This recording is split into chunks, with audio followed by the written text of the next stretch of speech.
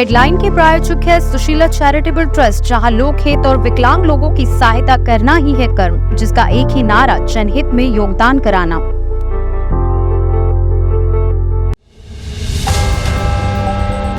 CM योगी ने UP budget को बताया प्रभु श्री राम और लोक मंगल को समर्पित। बजट में हर पक्ष के विकास पर जोर।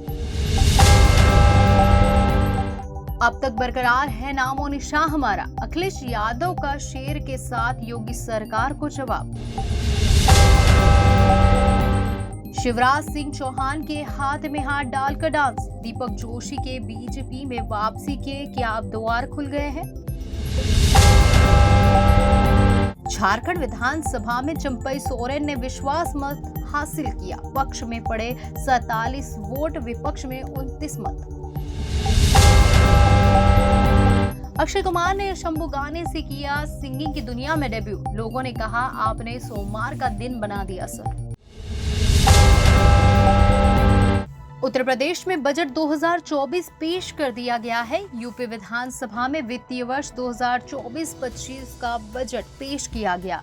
इसमें तमाम वर्गों को साधने की कोशिश की गई। सीएम योगी आदित्यनाथ ने यूपी बजट को हर वर्ग को ध्यान में रखकर तैयार किया गया बताया है। उन्होंने कहा कि यूपी सरकार लोगों के हित के लिए काम कर रही है। यूपी $1 ट्रिलियन इकोनॉमी को ध्यान में रहकर योजनाओं को तैयार कर रही है। इसमें यूपी बजट एक बड़ा कदम होगा। सीएम योगी आदित्यनाथ ने कहा प्रभु श्री राम लोक मंगल के पर्याय है। यह बजट प्रभु श्री राम को समर्पित बजट है। यह उत्तर प्रदेश का सबसे बड़ा बजट है। वित्तीय वर्ष 2023-24 में इस बार के बजट में 6.7% की वृद्धि की गई है। सीएम योगी ने कहा कि बीमारू प्रदेश से यूपी प्रदेश की दूसरी सबसे बड़ी अर्थव्यवस्था बनकर उभरा है। हमने टैक्स चोरी और भ्रष्टाचार पर लगाम लगाकर यह सफलता दर्ज की है। सीएम योगी आदित्यनाथ ने बजट की विशेषता के बारे में चर्चा की। उन्होंने कहा कि हमारी सरकार का यह 8वां बजट है। हमारी सरकार का हर बजट एक थीम पर आधारित होता है। हमारी सरकार का पहला बजट अन्नदाता किसानों को समर्पित था। दूसरा बजट औद्योगिक विकास को समर्पित किया गया था। तीसरा बजट मातृशक्ति के लिए समर्पित था। चौथा बजट प्रदेश के युवाओं को समर्पित किया गया था। आज का बजट प्रभु श्री राम को समर्पित है। हमने समग्र विकास की अवधारणा पर काम किया है। बिना अतिरिक्त कर लगाए हुए हमने रेवेन्यू सरप्लस बजट पेश करने में कामयाब हम हुए हैं। बजट 2024 पर सीएम योगी ने कहा कि प्रदेश में रोजगार के अवसर को बढ़ाने पर जोर दिया गया है। इसलिए उद्योग को बढ़ावा देने की योजना बनाई गई है। नए उद्यमियों को ब्याज मुक्त ऋण देने की व्यवस्था हम कर रहे हैं। प्रदेश राष्ट्रीय फैशन टेक्नोलॉजी की स्थापना, वाराणसी में 2 मेगा ITI की स्थापना की जाएगी। इसके अलावा 69 ITI के उन्नयन का प्रस्ताव हमने बजट में दिया है। यूपी में बेरोजगारी दर को काबू में लाया गया है। औद्योगिक विकास से रोजगार के अवसर बढ़े हैं। नए उद्योगों को 5 लाख रुपए तक का ब्याज मुक्त ऋण दिया जाएगा। रोजगार प्रोत्साहन बोर्ड का गठन करेंगे। युवाओं के लिए मुख्यमंत्री युवा उद्यमी अभियान शुरू किया जा रहा है। प्रदेश के युवाओं को स्वरोजगार से जोड़ने की विशेष योजना तैयार की गई है। ग्रामीण और शहरी क्षेत्र में रोजगार का सृजन करेंगे। सीएम योगी ने कहा कि कानपुर और झांसी के बीच में नया औद्योगिक शहर विकसित किया जाएगा। यहाँ तमाम सुविधा दी जाएगी। बुंदेलखंड औद्योगिक विकास प्राधिकरण का गठन किया जाएगा। वरिष्ठ नागरिक कल्याण के लिए केंद्र की स्थापना की जाएगी। आर्टिफिशियल इंटेलिजेंस से लेकर आधुनिक लर्निंग को बजट में स्थान दिया गया है। कानपुर में सुपर स्पेशलिटी हॉस्पिटल की स्थापना की भी चर्चा सीएम ने कही। प्रयागराज में कुंभ संग्रहालय की स्थापना की घोषणा सीएम ने ही की है। सीएम योगी ने कहा कि इंफ्रास्ट्रक्चर से रोजगार के सृजन की योजना तैयार की जा रही है। अयोध्या, मथुरा, वृंदावन में धार्मिक टूरिज्म को बढ़ावा दिया जा रहा है। इसके अलावा लिंक एक्सप्रेसवे के निर्माण की योजना को भी सीएम योगी ने महत्वपूर्ण बताया। उन्होंने कहा कि आर्टिफिशियल इंटेलिजेंस के लिए बजट में प्रावधान किया गया है। अयोध्या में इंटरनेशनल आध्यात्मिक शोध केंद्र की स्थापना की घोषणा उन्होंने की। उन्होंने कहा कि 7 सालों में विकास दर को 2 गुना करने में कामयाबी मिली है। हमारा पहला जो बजट था वह 17-18 का वह प्रदेश के अन्नदाता किसानों को समर्पित था। 2018-19 का बजट हम लोगों ने प्रदेश के इंफ्रास्ट्रक्चर और इंडस्ट्रियल विकास के लिए, औद्योगिक विकास के लिए हम लोगों ने समर्पित किया था। 2019-20 का हमारा प्रदेश का बजट मातृशक्ति को समर्पित करते हुए, मिशन शक्ति के अभियान को आगे बढ़ाते हुए महिला सशक्तिकरण के लिए हम लोगों ने समर्पित किया था। 2020-21 का बजट प्रदेश के युवा ऊर्जा को समर्पित था। 21-22 का बजट प्रदेश के स्वावलंबन से सशक्तिकरण के इस अभियान को समर्पित था और 22-23 को अंत्योदय से आत्मनिर्भरता का प्रदेश का बजट रहा है। वर्ष 23-24 का बजट हमारी सरकार ने त्वरित एवं सर्वसमावेशी विकास के लिए समर्पित किया। तो आज का जो बजट है, जो हमारे वित्त मंत्री जी ने प्रस्तुत किया है, वह बजट प्रभु श्री राम को समर्पित करते हुए लोक मंगल की उन भावनाओं को समर्पित किया कि यही महा आदि मध्य अवसाना प्रभु प्रतिपाद्य राम भगवाना। तुलसीदास जी के इन शब्दों में कि बजट की शुरुआत में, बजट के मध्य में और अंत में भी प्रभु श्री राम हैं। उनके विचार में, उनके संकल्प में एक एक शब्द में श्री राम है, क्योंकि श्री राम लोक मंगल के पर्याय हैं और यह बजट भी लोक मंगल को समर्पित करते हुए प्रदेश के समग्र और संतुलित विकास का उत्तर प्रदेश का एक आर्थिक दस्तावेज है। मैं इसके लिए वित्त मंत्री, अपर मुख्य सचिव वित्त और उनकी पूरी टीम को इस समग्र विकास और समग्र एवं संतुलित विकास की अवधारणा को सार्थक बनाने के उद्देश्य से प्रस्तुत इस बजट के लिए हृदय से बधाई देता हूं।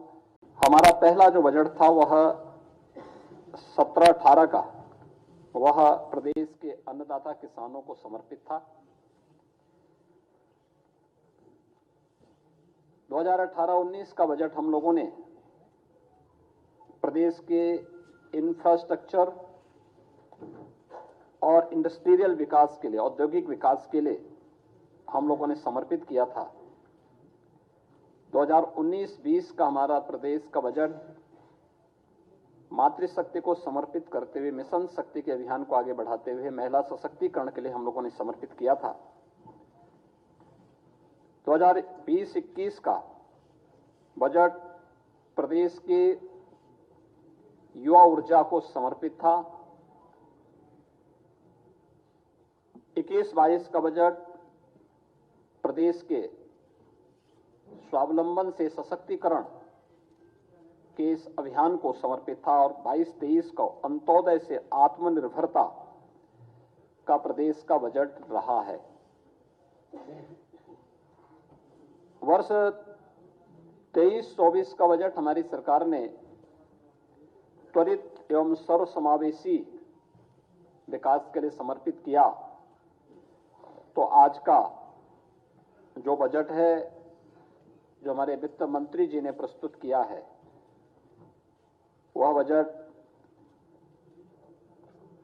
प्रभु श्री राम को समर्पित करते हुए लोक मंगल की उन भावनाओं को समर्पित किया कि यही महा आदि मध्य अवसाना प्रभु प्रतिपाद्य राम भगवाना। तुलसीदास जी के इन शब्दों में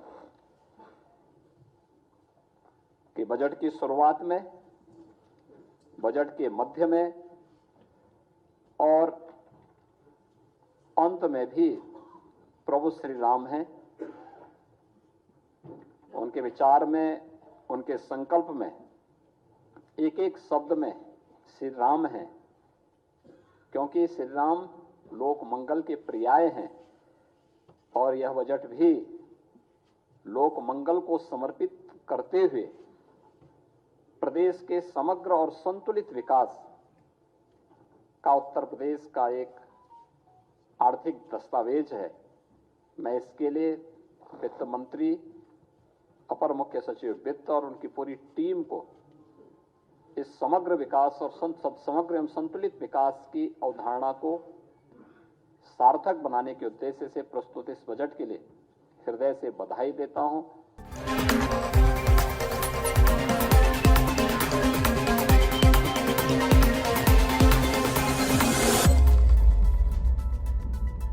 उत्तर प्रदेश के 7.36 करोड़ के प्रदेश के बजट को पेश किए जाने के बाद समाजवादी पार्टी अध्यक्ष अखिलेश यादव ने करारा हमला बोला।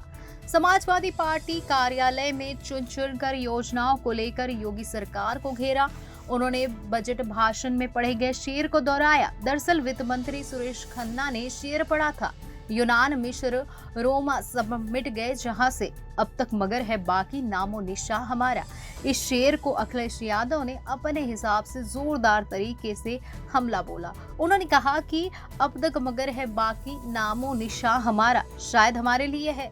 हमारी सरकार ने हवाई अड्डों की योजना शुरू की थी, इन योजनाओं को जमीन पर उतारा गया। इसके अलावा कोई अन्य योजना नहीं चली। अन्य योजनाएं भी जो हमारे समय शुरू की गई। इसके अलावा सरकार ने क्या किया? सरकार के पास विजन का अभाव है। अखिलेश यादव ने सवाल किया है कि मुरादाबाद और आजमगढ़ में हवाई अड्डे पर यह सवाल किया है। उन्होंने तंज कसते हुए कहा कि आजमगढ़ की समस्या में समझ सकता हूँ। उन्हें डर लग रहा है कि कहीं आजमगढ़ में हम न लैंड कर जाए, इस कारण जानबूझकर आजमगढ़ को विकास से वंचित किया जा रहा है। सरकार 5 स्थानों पर इंटरनेशनल एयरपोर्ट के निर्माण की घोषणा कर रही है, लेकिन इन शहरों में कब विमान उतरेगा यह बताया नहीं जा रहा है। उन्होंने साफ किया कि अन्य विकास योजनाओं को जो हमारे समय में शुरू किया गया उसी को पूरा नहीं कर पा रहे हैं। उन्होंने कहा कि यह दिशाहीन बजट है। पीडीए के लिए कोई स्थान बजट में नहीं है। एरो सिटी पर किया है सवाल। अखिलेश यादव ने यूपी सरकार के बजट में किए गए एरो सिटी के प्रावधान पर सवाल उठाए। उन्होंने कहा कि बजट में एरो सिटी की बात कही गई है, अब सरकार बताए कि एयरपोर्ट के पास जमीन कहाँ है, कहाँ पर 1500 एकड़ जमीन पर एरो सिटी का निर्माण होगा। यह केवल कोरी घोषणा तो नहीं है। क्या लोगों ने जो जमीन खरीदी हुई है उसे हथियाया जाएगा? अखिलेश यादव ने फ्री राशन योजना पर भी सवाल उठाया। उन्होंने कहा कि फ्री राशन योजना के तहत मिलने वाले खाद्यान्न की क्वालिटी को बेहद खराब करार दिया। उन्होंने कहा कि इस खाद्यान्न को साफ करने में लोगों को 2 घंटे का समय लगता है। इसके अलावा अखिलेश ने साफ तौर पर कहा कि यह बजट किसी भी दिशा की तरफ जाता नहीं दिखता है। इसमें पीडीए की उपेक्षा की गई है, रोजगार के लिए दिशा नहीं दिखती है। समाजवादी पार्टी प्रमुख अखिलेश यादव ने कहा कि डबल इंजन की सरकार दिल्ली के 10 साल और यूपी के 7 साल का जवाब दे। दिल्ली में नेतृत्व परिवर्तन नहीं हुआ है, यूपी में भी वही सीएम है। वे सपने दिखा रहे हैं, $1 ट्रिलियन की अर्थव्यवस्था, और अगर ऐसा है तो नालियां और सड़कें क्यों नहीं बनाई जा रही है? उन्होंने सवाल किया कि किसान की आय दुगनी क्यों नहीं की जा रही है? सपा अध्यक्ष ने जोरदार तरीके से सवाल उठाया है। और जो लोग ये कहते हैं कि सबका साथ सबका विकास, पहले ही पन्ने पर सरकार अपना रटा रटाया और भारतीय जनता पार्टी का नारा सबका साथ सबका विकास, जब तक गैर बराबरी नहीं खत्म होगी तो सबका साथ कैसे होगा संभव? ये गैर बराबरी मिटाने की बात नहीं करते हैं, ये सबका साथ लेने की बात करते हैं। क्या गैर बराबरी इस नारे से खत्म हो रही है? चाहे वो आर्थिक गैर बराबरी हो, चाहे सामाजिक गैर बराबरी हो, तो सबका साथ सबके विकास के नारे में ये केवल बजट 10% संपन्न लोगों के लिए बना रहे हैं। 90% बजट 90% लोगों के लिए बजट नहीं है। ये 90% बजट का पैसा 10% लोगों पर और बजट का 10% 90% लोगों के लिए। ये सरकार पहले दिन से कर रही है और इसका परिणाम यही होगा कि गैर बराबरी बढ़ेगी, खाई बढ़ेगी, अमीरी गरीबी के बीच में दूरी बढ़ेगी। और जो सरकार कह रही थी कि 40 लाख करोड़ का इन्वेस्टमेंट आया, निवेश आया है, पहले पन्ने पे लिख रहे हैं इन्वेस्टमेंट समिट के माध्यम से 40 लाख करोड़ रुपए से अधिक के निवेश प्रस्ताव प्राप्त हुए, जिनसे 101 करोड़ 10 लाख लोगों को रोजगार मिलेगा। ये नौकरी नहीं है, ये रोजगार है। ये रोजगार की गारंटी भी नहीं है क्योंकि निवेश नहीं आया है, और अगर निवेश आया होता तो दिखता कहीं ना कहीं। ये हर बार एम्प्लॉयमेंट रेट की बात कहते हैं, ईज ऑफ डूइंग बिजनेस की बात करते हैं। इस उत्तर प्रदेश में ईज ऑफ डूइंग बिजनेस नहीं हो रहा है, ईज ऑफ डूइंग क्राइम चल रहा है, ईज ऑफ डूइंग करप्शन चल रहा है, ईज ऑफ डूइंग चीटिंग चल रही है। और करप्शन का तो ऐसा उदाहरण है कि विधानसभा से लेकर के जितनी भी नौकरी निकली हैं, एक सबसे बड़ा चीटर पकड़ा गया। कंट्रोल किसको कर रहे हैं? न्यूज को। कंट्रोल करप्शन को नहीं कर रहे हैं। कंट्रोल किसको कर रहे हैं? कि जो इस जालसाजी में शामिल था उसकी तस्वीर न छप जाए भारतीय जनता पार्टी के नेताओं के साथ, उसको कंट्रोल कर रहे हैं। कंट्रोल करप्शन का नहीं कर रहे हैं। तो ईज ऑफ डूइंग बिजनेस नहीं चल रहा है, यहां पर ईज ऑफ डूइंग करप्शन चल रहा है। और जो लोग ये कहते हैं कि सबका साथ सबका विकास,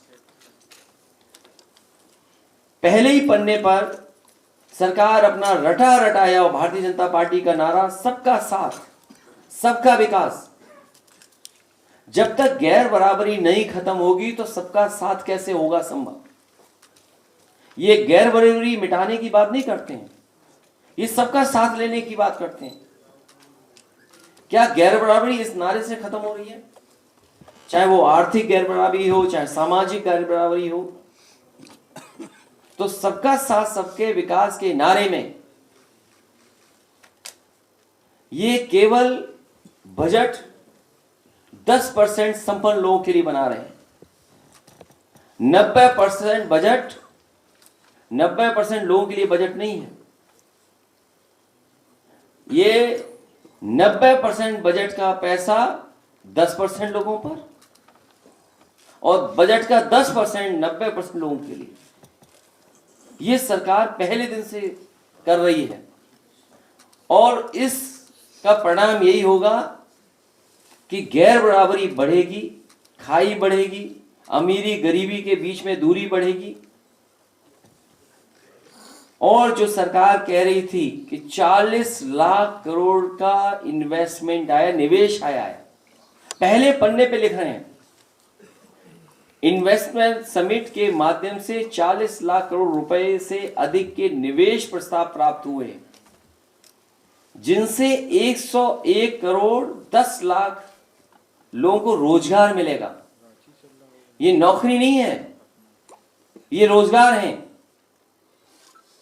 ये रोजगार की गारंटी भी नहीं है क्योंकि निवेश नहीं आया है, और अगर निवेश आया होता तो दिखता कहीं ना कहीं।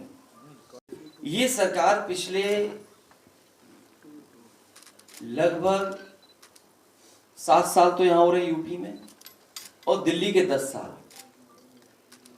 जो डबल इंजन की सरकार है, इसको हिसाब किताब देना चाहिए। दिल्ली के 10 साल और उत्तर प्रदेश के 7 साल।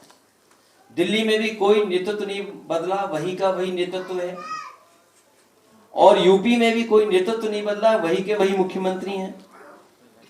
और उसके बाद दिल्ली और लखनऊ वाले मिलकर के बड़े बड़े सपने दिखा रहे हैं। कोई अगर $5 ट्रिलियन का सपना दिखा रहा है कि उनकी अर्थव्यवस्था हो जाएगी, उसकी नकल कर करके उत्तर प्रदेश की सरकार, बीजेपी के लोग सपना दिखा रहे हैं कि $1 ट्रिलियन की इकोनॉमी हो जाएगी। और अगर इतनी बड़ी इकोनॉमी होने जा रही है तो आज भी सड़कों पे गड्ढे क्यों हैं, नाले बन नहीं पाए हैं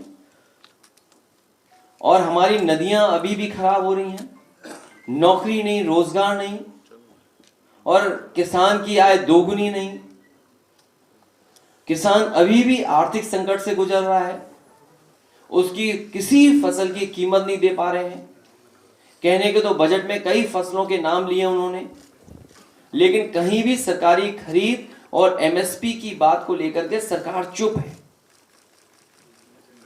तो जिस सरकार में और जिस डबल इंजन की सरकार में किसान दुखी हो और नौजवान के हाथ में नौकरी ना हो, और कमाल तो तब है जब सबसे बड़ा बजट बोल रहे हो, 7 लाख करोड़ या 8 लाख करोड़ तक बजट पहुंचने जा रहा है, और उस समय नौकरी रोजगार नहीं है हाथ में, बच्चों को लाइन में लगना पड़ रहा है और एक भी जगह नौकरी की बात नहीं है, लगातार रोजगार की बात सरकार कर रही है। तो क्या इजराइल में जो बच्चे जाएंगे, क्या वो सम्मान का रोजगार होगा? अपने परिवार, घर परिवार के लोगों को छोड़ करके मजबूरी में जा रहे हैं, जब उन्हें कोई नौकरी और रोजगार यहां नहीं मिला है तो अपनी मजबूरी में जा रहे हैं वो लोग। ये सरकार मजबूरी का लाभ उठा रही है कि सरकार उसको भी छिपा रही है, आंकड़ों को भी। मैं बड़ी जिम्मेदारी के साथ कह रहा हूं कि सबसे ज्यादा जो पीड़ित, दुखी या जिसके साथ अन्याय हो रहा है, भेदभाव हो रहा है, वही 90% पीडीए लोग हैं, जिनकी थानों में रिपोर्ट नहीं है, जिनकी कोई सुनवाई नहीं है। एक थाने से दूसरे अधिकारी, तीसरे अधिकारी और टॉप के अधिकारियों तक मिलने जाते हैं। और इस आंकड़े को अगर आप और साबित करना चाहें तो कोर्ट से एफआईआर मजबूर है लिखवाने के लिए। जब से बीजेपी की सरकार आई है, थानों में और जहां पर एफआईआर या सुनवाई होनी चाहिए नहीं हो रही है, मजबूरी में लोगों को थाने का, कोर्ट का सहारा लेकर के एफआईआर लिखवानी पड़ रही है।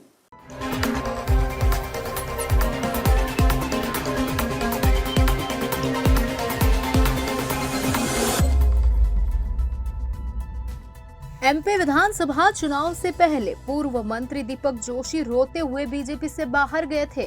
अब शिवराज सिंह चौहान के हाथ में हाथ डालकर वह डांस कर रहे हैं। इसके बाद घर वापसी की अटकलें अब तेज हो गई है। एक हाथ में माइक और दूसरे में दीपक जोशी का हाथ और गाने के बोल है, एहसान मेरे दिल पे तुम्हारा है दोस्तों, ये दिल तुम्हारे प्यार का मारा है दोस्तों। ये दृश्य है हमीदिया ओल्ड स्टूडेंट एसोसिएशन के मिलन समारोह का। यह मिलन समारोह पूर्व मुख्यमंत्री शिवराज सिंह चौहान और पूर्व भाजपा नेता पूर्व मंत्री दीपक जोशी के मिलन को लेकर अब चर्चा में बन गया है। विधानसभा चुनाव से पहले शिवराज सिंह चौहान को भला बुरा कहकर कांग्रेस का दामन थामने वाले दीपक जोशी को लेकर नई चर्चा है। उनके साथ देने के लिए पूर्व सीएम शिवराज सिंह चौहान आगे आ रहे हैं। वीडियो वायरल होने के बाद राजनीति के विश्लेषज्ञों ने इस बात की अटकलें लगानी शुरू कर दी है कि दीपक जोशी की घर वापसी हो सकती है। दरअसल रविवार को हमीदिया में ओल्ड स्टूडेंट एसोसिएशन का मिलन समारोह आयोजित किया गया था। इस कार्यक्रम में यहाँ के पूर्व छात्र पूर्व सीएम शिवराज सिंह चौहान, दीपक जोशी सहित दर्जनों विद्यार्थी मौजूद थे। इसी दौरान पूर्व मुख्यमंत्री शिवराज सिंह चौहान ने एहसान मेरे दिल पे तुम्हारा है दोस्तों, ये दिल तुम्हारे प्यार का मारा है दोस्तों, ये गीत गाकर वहां मौजूद साथियों का उत्साह बढ़ाया। गाना सुनकर कई साथी डांस करने लगे। इस दौरान शिवराज सिंह चौहान ने दीपक जोशी का हाथ पकड़ा और उन्हें नाचने के लिए प्रेरित किया। इसके बाद दोनों ही नेता डांस करते दिखाई दिए। कार्यक्रम के बाद शिवराज सिंह चौहान द्वारा की गई सोशल मीडिया पोस्ट भी चर्चा में बनी हुई है। उन्होंने लिखा कि दुनिया में बाकी सारे साथ पीछे छूट जाते हैं, लेकिन दोस्ती कभी खत्म नहीं होती। दोस्तों का साथ हमेशा रहता है। अब कौन है ये दीपक जोशी? विधानसभा चुनाव के एन पहले 6 में 2023 में कांग्रेस में शामिल होने गए थे।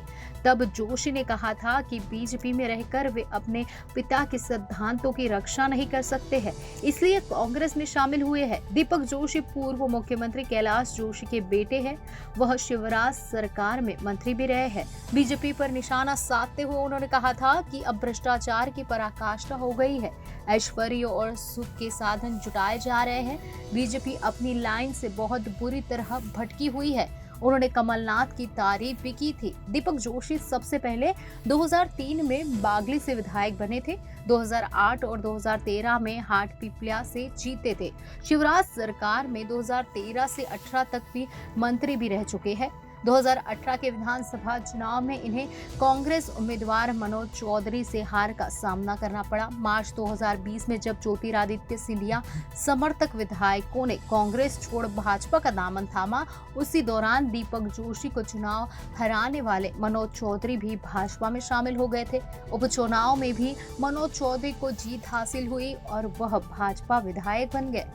कांग्रेस में शामिल होने के बाद दीपक जोशी को कांग्रेस ने खातेगांव से उतारा था, जहां भाजपा प्रत्याशी के हाथों वे पराजित हो गए। चुनाव प्रचार के दौरान दीपक जोशी ने लाडली बहना योजना पर तंज कसते हुए कहा था कि कोई व्यापारी जैसे मंडी में बोली लगाता है, वैसे ही शिवराज जी बोली लगा रहे हैं। पहले 1000, फिर 1250, फिर 1500, 1750, 2000 से लेकर 3000 तक। जोशी ने तंज कसा था कि हो सकता है कि आने वाले समय में शिवराज मंगल पर सहर कराने की घोषणा भी कर दे। एहसान मेरे दिल पे तुम्हारा है दोस्तों, ये दिल तुम्हारे प्यार का मारा है दोस्तों। एहसान मेरे दिल पे तुम्हारा है दोस्तों, ये दिल तुम्हारे प्यार का मारा है दोस्तों।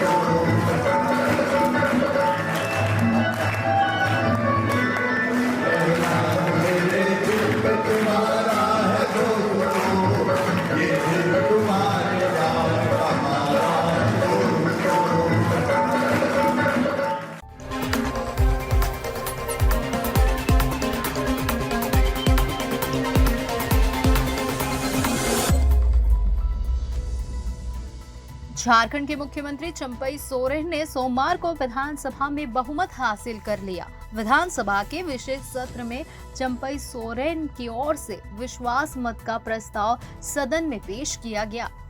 82 संसदीय विधानसभा में गांडेय विधानसभा सीट जेएमएम विधायक सरफराज अहमद के त्याग पत्र के कारण खाली है, जबकि जेएमएम रामदास सोरेन और बीजेपी के इंद्रजीत महतो विधानसभा नहीं पहुंच गए।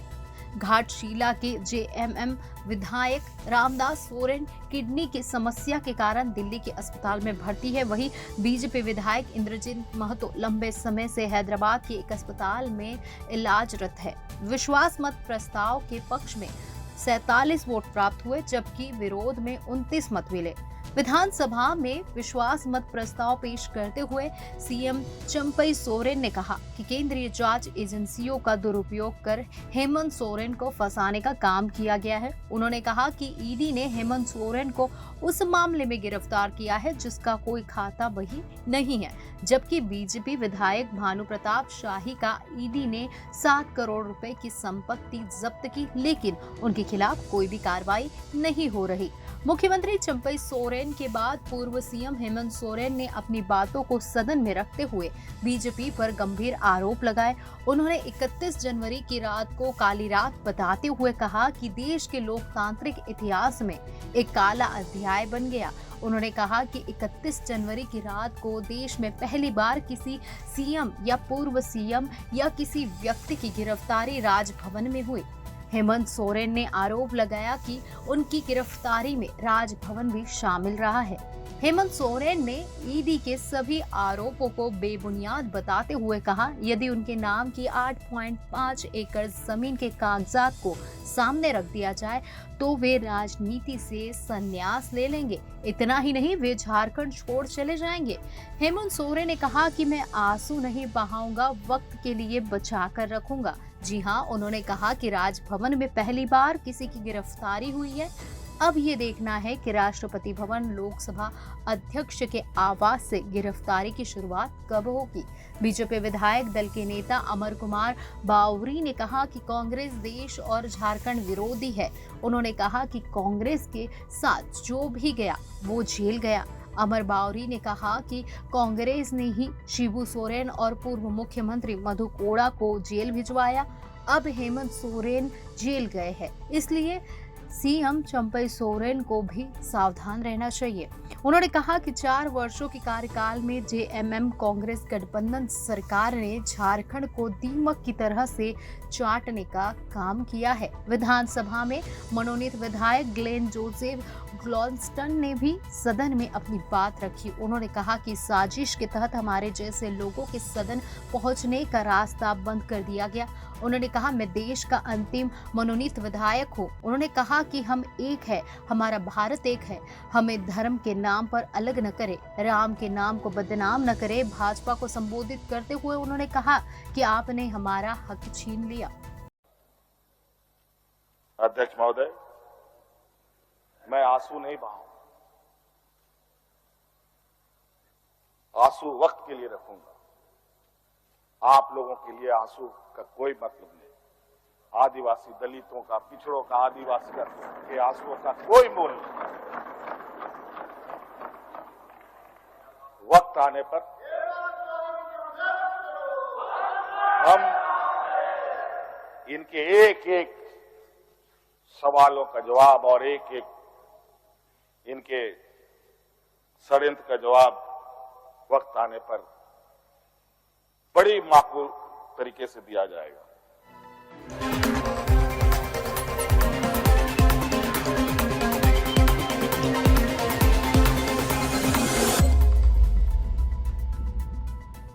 अक्षय कुमार शिव भक्त है और इसकी झलकियां फिल्म OMG 2 में भी हम देख चुके हैं।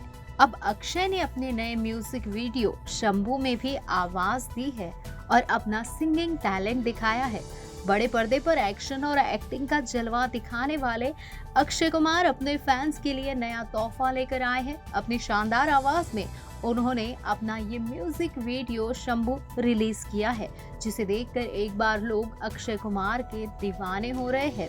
अक्षय कुमार इन दिनों कई फिल्मों में व्यस्त चल रहे हैं। हाल ही में उन्होंने शंभू नाम के म्यूजिक वीडियो में अपनी आवाज दी है। ये वीडियो पूरी तरह भगवान शिव को समर्पित है, जिसमें अक्षय शिव वाले अवतार में और शिव भक्त भी दिख रहे हैं। गाने में अक्षय महादेव बने दिख रहे हैं और तांडव भी करते नजर आ रहे हैं। इस गाने में एक्टर का तांडव देखकर सोशल मीडिया पर लोग हैरानी भी जता रहे हैं। इस वीडियो को देखकर काफी लोगों को उनकी फिल्म OMG 2 की याद आ रही है। अक्षय कुमार ने इंस्टाग्राम पर अपना ये वीडियो शेयर किया है। उन्होंने कैप्शन में लिखा है, पेश है हमारा ट्रिब्यूट शंभू, आप सभी अनुभव ले। इस गाने में अक्षय के सिर पर जटा, माथे पर तिलक लगाए, गले में रुद्राक्ष और रौद्र रूप में वो दिख रहे हैं। जहां काफी लोग वीडियो को देखकर उनके एनर्जी की तारीफ कर रहे हैं, वहीं कुछ लोगों ने उनके पुराने बयान की फिर से चर्चा की है। लोगों ने किए तरह तरह के कमेंट्स। एक ने कहा, ये वही है ना जिन्होंने कहा था शिव जी के ऊपर दूध नहीं चढ़ाना चाहिए, अच्छा परिवर्तन है, पैसों के लिए हर हर महादेव। एक ने कहा, कौन कहता है भारत में फॉग चल रहा है, यहाँ तो सिर्फ महाकाल के भक्तों का खौफ चल रहा है। एक ने कहा, सुबह सुबह सोमवार के दिन आपने तो सर दिन बना दिया, हर हर महादेव।